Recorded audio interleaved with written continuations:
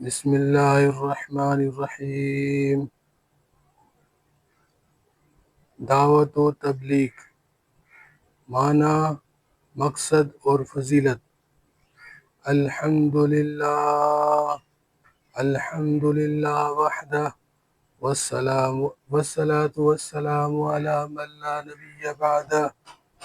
اللہ تعالیٰ کا بے حد شکر ہے جس نے ہمیں ایمان کی دولت عطا فرمائی اور ہمیں اس امت محمدیہ میں پیدا فرمایا، جس پر دعوت و تبلیغ کی عظیم ذمہ داری رکھی گئی ہے۔ دعوت تبلیغ کی معنی، دعوت کا مطلب ہے لوگوں کو اللہ کی طرف بلانا، اور تبلیغ کا مطلب ہے اللہ کا پیغام اس کے بندوں تک پہنچانا، یعنی خود بھی دین پر عمل کرنا اور دوسروں کو بھی نرمی، خیر خواہی اور محبت کے ساتھ دین کی دعوت دینا،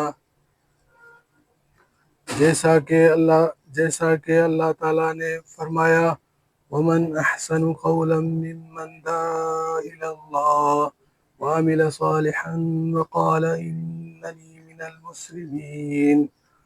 سورۃ الفصلت، آیت نمبر 33۔ ترجمہ: اس سے بہتر کس کی بات ہو سکتی ہے جو اللہ کی طرف بلائے، نیک اعمال کرے اور کہے کہ میں مسلمانوں میں سے ہوں۔ دعوت تبلیغ کا مقصد ہے کہ انسان خود بھی جڑ جائے، اللہ سے جڑ جائے اور دوسروں کو بھی اللہ سے جوڑنے کی فکر کرے۔ لوگوں کے اندر ایمان، یقین، نیک اعمال اور آخرت کی تیاری پیدا ہو۔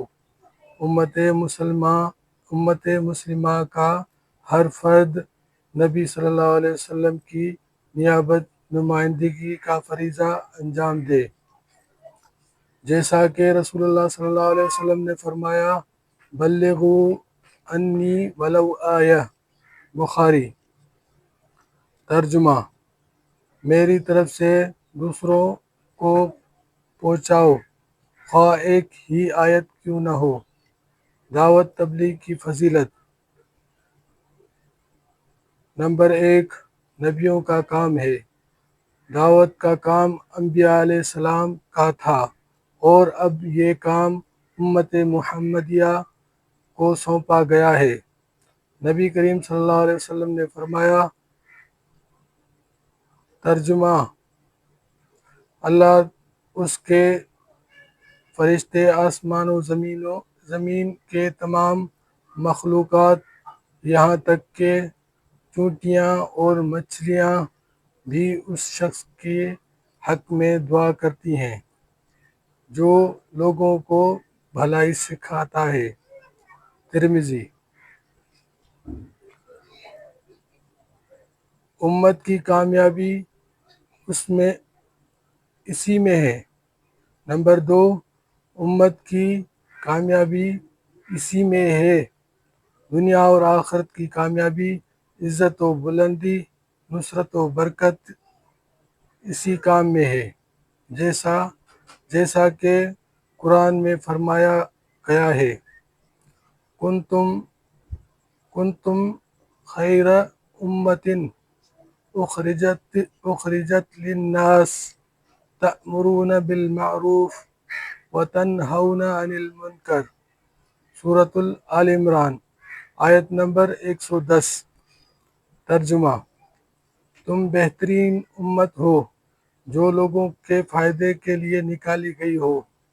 تم نیکی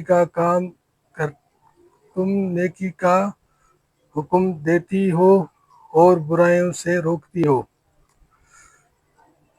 نمبر 3، یہی ہماری ذمہ داری ہے۔ دعوت دینا صرف علماء کرام کا کام نہیں، بلکہ ہر مسلمان پر لازمی ہے کہ جتنا ہے اتنا دوسروں تک پہنچائے۔